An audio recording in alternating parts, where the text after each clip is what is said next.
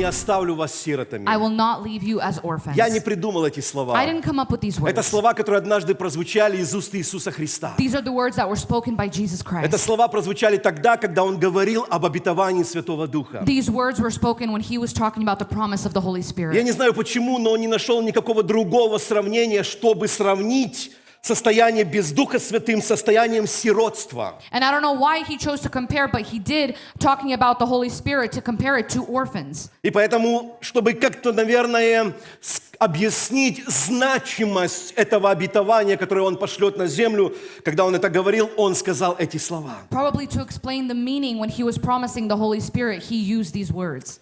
Это записано в Евангелии Иоанна, 14 глава, 16, 17, 18 стихи. This is written in the book of John, chapter 14, verses 16, 17, and 18. «И я умолю Отца, и даст вам другого утешителя, да пребудет с вами вовек, Духа истины, которого мир не может принять, потому что не видит Его и не знает Его. А вы знаете Его, ибо Он с вами пребывает и в вас будет». And I will ask the Father, and he will give you another advocate to help you and be with you forever. The Spirit of truth. The world cannot accept him because it neither sees him nor knows him, but you know him, for he lives with you and will be in you. И завершая об это, Он говорит: «Не оставлю вас сиротами, приду к вам». And in finishing this, he says, I will not leave you as orphans, I will come to you. Именно говоря о Духе Святом, сошествии или пришествии Духа Святого, Он говорит эти слова. Specifically talking about the coming of the Holy Spirit, he uses these words. Еще раз, говоря о том, что Он не оставит нас сиротами, придет к нам, Again, saying that he will not leave us as orphans and he will come to us. Он имел в виду это, что сказал стихами двумя перед этим. He meant this, what he said in the previous two verses. Что я умолю Отца, и Он даст вам другого утешителя, который пребудет с вами вовек. Духа истины, которого мир не может принять, потому что не видит Его и не знает, а вы знаете Его, ибо Он с вами пребывает и в вас будет. Where it says, and I will ask the Father, and he will give you another advocate to help you and be with you forever. The Spirit of truth. The world cannot accept him because it neither sees him nor knows him, but you know him, for he lives with you and will be in you. Моя проповедь сегодня будет на удивление короче обычного. And my sermon, surprisingly, will be shorter than usual. Я хотел бы сегодня больше оставить времени для возможности молиться. I would like to give more of an opportunity for prayer.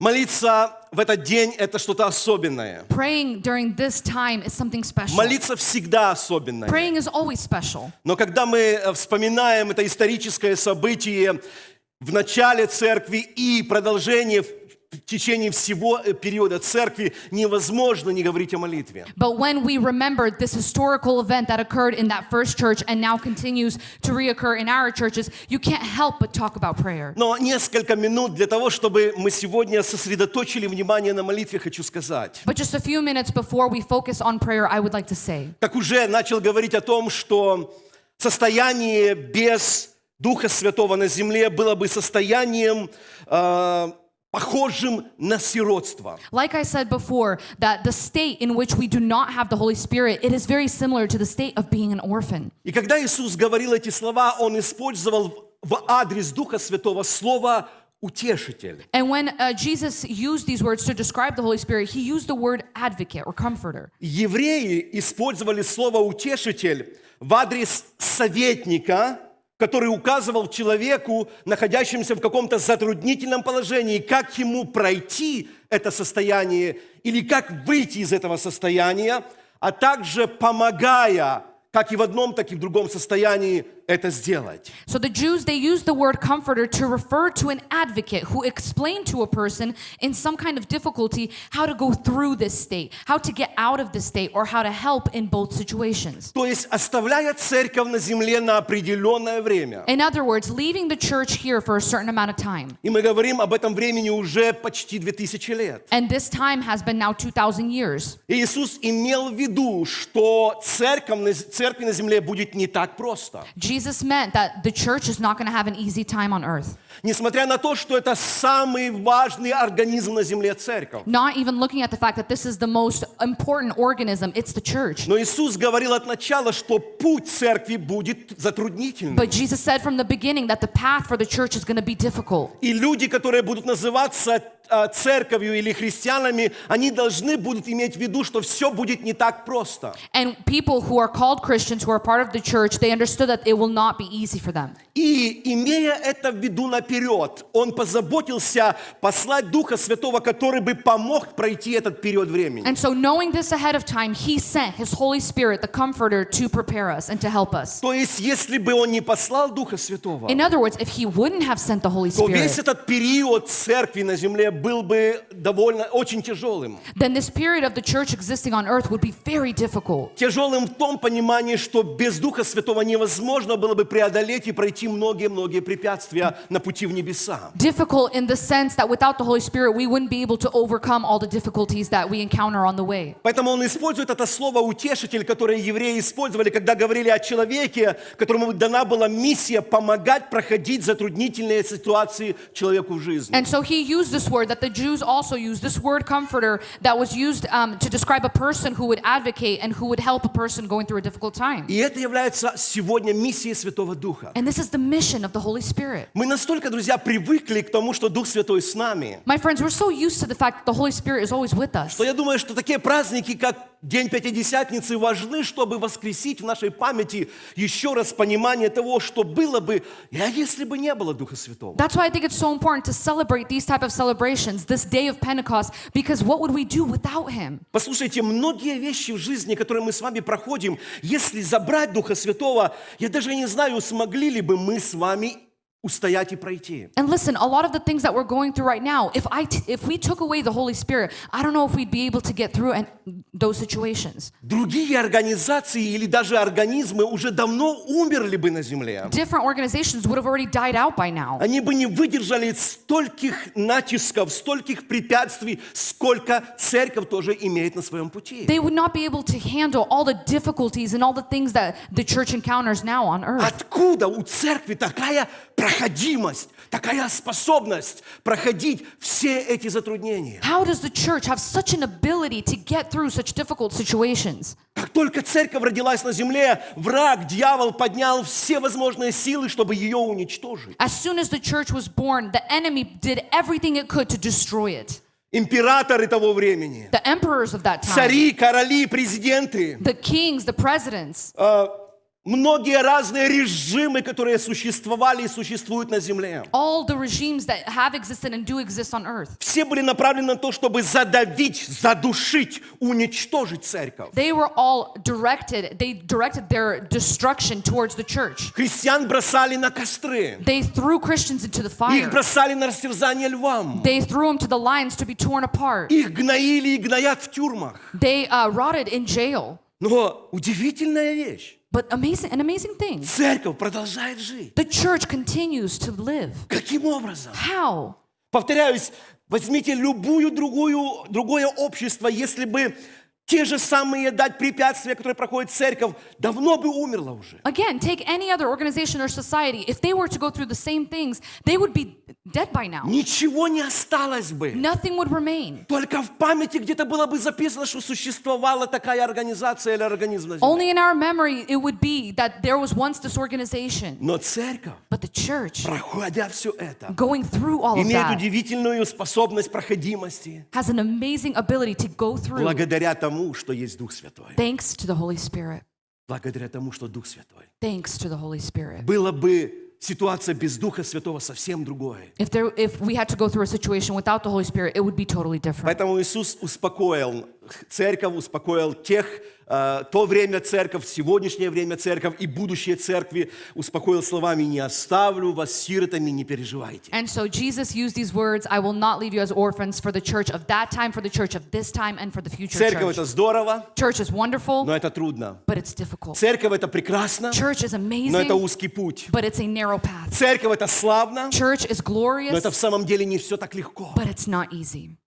И понимая это, And understanding this, Он сказал: «Я вас не оставлю. he said, I will not leave you. Я пошлю Духа Святого, I will send my Holy Spirit который сделает то, что делает сегодня до сих пор на этой земле». that will do what he continues to do even now on earth. Говоря: «Не оставлю вас сиротами», Он имел в виду: «Я не оставлю вас в одиночестве». Saying, I will not leave you as orphans, he said, I will not leave you lonely. Прямо сегодня многие из вас переживают скорбные моменты, тяжелые времена. Even today, you guys are experiencing sorrow in your lives. Я понимаю, что мы проходим время от времени всякие разные периоды. I know that time and time again, we go through certain periods in our lives. И без Духа Святого мы бы в одиночестве никогда бы не справились с этим. And without the Holy Spirit, in that loneliness, we would Я never в be able to моей get through жизни не it. справился бы со многими вещами, если бы был одинок без Него. I would never be able to deal with certain things in my life if it wasn't for Him. Но Он сказал, я не оставлю вас в одиночестве. But He said, I will not leave you in loneliness. Говоря, я не оставлю вас сиротами, Он говорил, я не оставлю вас в неизвестности. Saying, I will not leave you as orphans, He was also saying, I won't leave you in obscurity.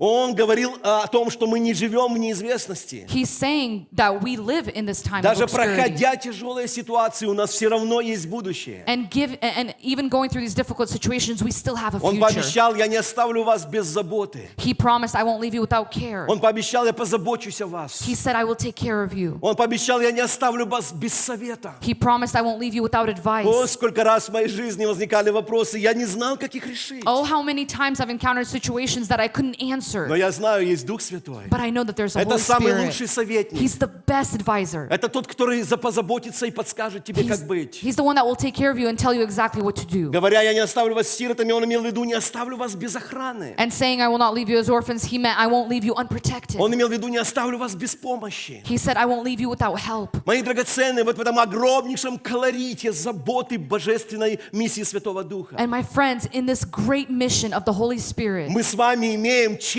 жить в это время. me and you have the honor to live in this time. Праведники Ветхого Завета только мечтали про такое время. The people of the Old Testament, they could only dream about a time like Но Дух this. Святой, когда пришел в Деяния 2 глава, But when the Holy Spirit came in Acts, Церковь Иисуса Христа на земле получили эту привилегию. the Church of Christ received this privilege. Ценим ли до конца? Не всегда. Do we value it? I don't think so. Понимаем ли до конца? Иногда забываем. Do we understand it? Yes. Do we forget? Поэтому Yes. праздники такие, как сегодня, это праздник, когда мы можем еще раз воскресить в своей памяти эту удивительную миссию Святого Духа. And so celebrations like today help us to wake up that memory within us to praise God for His Holy Spirit. Знаете, дорогие, состояние и положение верующих до сошествия Святого Духа на церковь и состояние положения верующих после сошествия Святого Духа на землю коренным образом отличается. You know, my friends, the condition and position of the believers before the descent of the Holy Spirit on the church and the condition and position of believers after the descent of the Holy Spirit on the church completely differentiates. Я могу понимать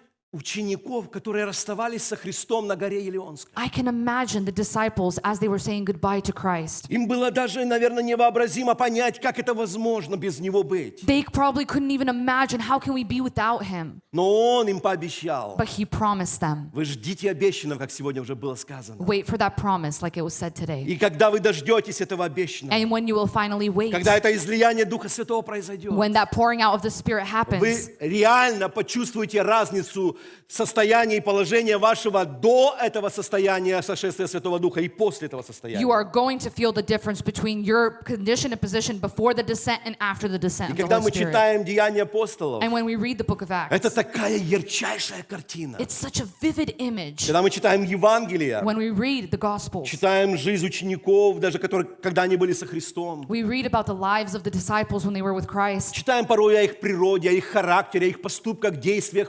размышлениях. We read about their nature, their character, their thoughts, their actions. И иногда так удивляешься, что когда ты читаешь Деяния апостолов, как будто бы их подменили. And sometimes you're amazed. You read the book of Acts and you're like, these are different people. Вот реально, как будто бы подменили. As if they were replaced.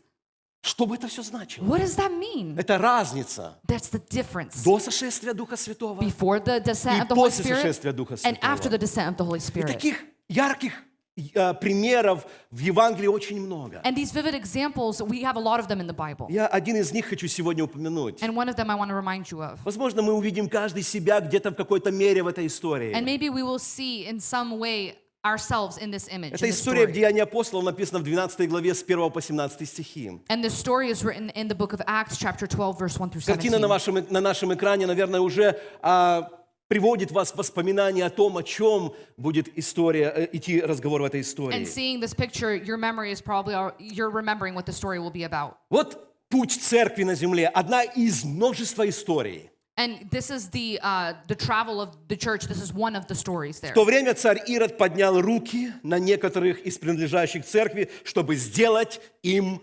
зло. И убил Иакова, брата Иоанна, мечом. Видя, что это приятно иудеям, вслед за тем взял и Петра.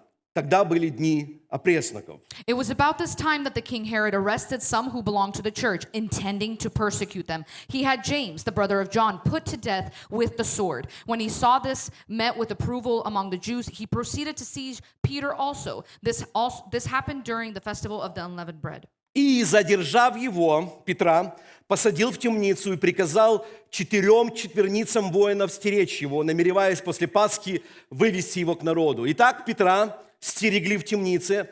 Между тем, церковь прилежно молилась о нем Богу. And after arresting him, Peter, he put him in prison, handing him over to be guarded by 4 squads of 4 soldiers each. Herod intended to bring him out for public trial after the Passover. So Peter was kept in prison, but the church was earnestly praying to God for him. Когда же Ирод хотел вывести его в ту ночь, Петр спал между 2 воинами, скованный 2 цепями, и стражи у дверей стерегли темницу. И вот ангел Господень предстал, и света сиял в темницу. И ангел толкнул Петра в бок, пробудил его и сказал: «Встань скорее!» И цепи упали с рук его. The night before Herod was to bring him to trial, Peter was sleeping between 2 soldiers, bound with 2 chains, and sentries stood guard at the entrance. Suddenly, an angel of the Lord appeared, and a light shone in the cell. He struck Peter on the side and woke him up. "Quick, get up," he said, and the chains fell off Peter's wrists. И сказал ему ангел: «Опояшься и обуйся». Он сделал так. Потом говорит ему: «Надень одежду твою, иди за мною».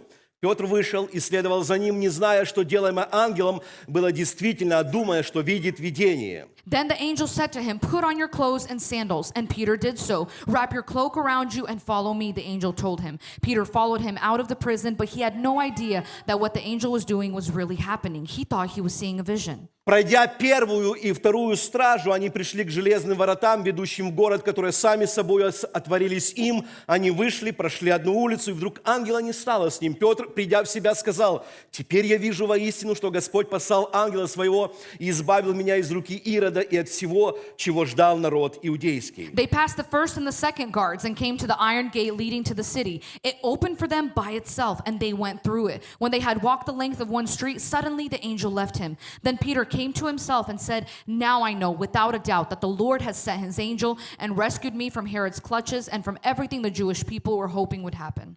И, осмотревшись, пришел к дому Марии, матери Иоанна, называемого Марком, где многие собрались и молились. Петр постучал у ворот, вышла послушать служанка именем Рода. When this had dawned on him, he went to the house of Mary, the mother of John, also called Mark, where many people had gathered and were praying. Peter knocked on the outer entrance, and a servant named Rhoda came to the door.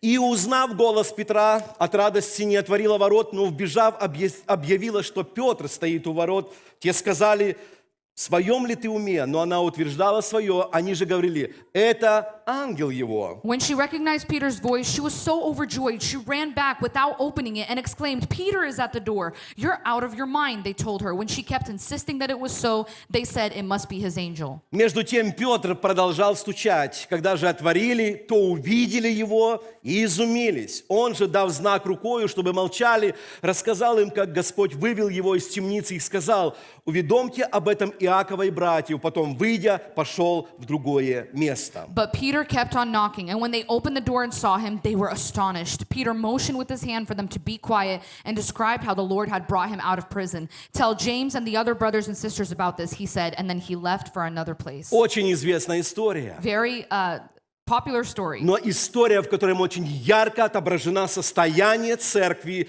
до сошествия Святого Духа и после сошествия Святого But Духа. a story that has a very vivid image of the church before the descent of the Holy Spirit and after the Я descent. думаю, что все вы прекрасно знаете и помните жизнь и служение Петра. I think you all know the life and ministry of Peter. Богословы сходятся к общему мнению, что этот ученик и апостол Христа отличался от всех других своим определенным характером. And a lot of biblical scholars, they say that Peter, he was very different from the other disciples in his character. И вы помните из истории Евангелия, каким образом он проявлял себя неоднократно. And you remember from the Gospels how he reacted to certain things. Вы помните, когда буквально накануне страданий или смерти Иисуса Христа Иисус с учениками в Гефсиманском саду встречается с воинами. And you remember this story. Right before Jesus was supposed to be crucified, Jesus and his disciples meet soldiers in Gethsemane. Вы помните реакцию Петра? You remember the reaction of Peter.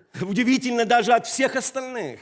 Different from everybody else. Петр, защищая своего учителя, выхватывает меч, отрубает ухо рабу и делает это слегка. Peter, in protecting his teacher, takes out a sword and cuts off the slave's ear, doing this for Christ. А помните все эти другие истории, где они шли за Иисусом, рядом иногда с Иисусом, спорили между собой? And do you remember when they were walking with Jesus and they would argue amongst each other, the disciples? Помните эту историю, когда уже Иисуса арестовавшие увели, а Петр пошел греться у костра в доме первосвященника? And do you remember when they arrested Jesus, they took him away, but Peter, he came to the campfire. И это Петр, And that was Peter о котором мы только что читали в истории Деяний that апостолов. we just read about in the book of Acts. Он сидит, греется у костра, He's sitting there getting warm next to the и campfire. кто-то из местных горожан узнает в нем ученика Христова. And one of the people who lived in that area, they recognized him as a disciple of И Christ. говорят ему: по-моему, на лицо ты очень похож на того, кто был с Иисусом. And they tell him, you look very familiar. Were you not with Christ? Помните, как ведет себя Петр?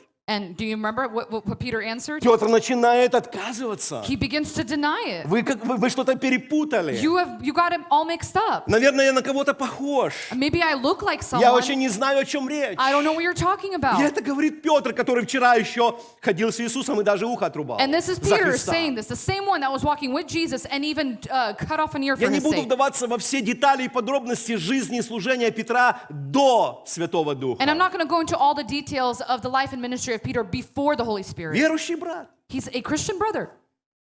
Ходил со Христом. He walked with Jesus. Но вот до сошествия Святого Духа мы сегодня в нескольких словах, буквально или минутах, упоминая, видим его жизнь, служение, характер, отношение ко всему, с чем он сталкивается. But we see Peter, before the descent of the Holy Spirit, we see his character, his actions, and everything. А теперь смотрите, глава Деяний апостолов, которую мы только что прочитали. But now look at the chapter that we just read from the book of Acts. Арест и реакция Петра. The arrest and Peter's reaction. Верните несколько времени назад. Go back, turn back time a little bit. Что было бы, как вы думаете, если бы это все вернуть с Деяний апостолов хотя бы в Евангелие Иоанна? What would happen if we were to go back from the book of Acts to the book of John? Как бы повел себя Петр, когда его арестовывают? How would Peter react to being arrested? Как бы повела себя церковь, когда арестовывают их апостола? How would the church react to their apostle being Читая в taken Деяния to prison? апостолов реакцию Петра, реакцию церкви, мы не можем не удивляться. And reading about the reaction of the church, the reaction of Peter, we can't but be Что amazed. произошло с этими людьми, что их кто-то как будто бы подменил? What happened to these people that seems like they were replaced? И Петр ведет себя необыкновенно. And Peter is acting strange.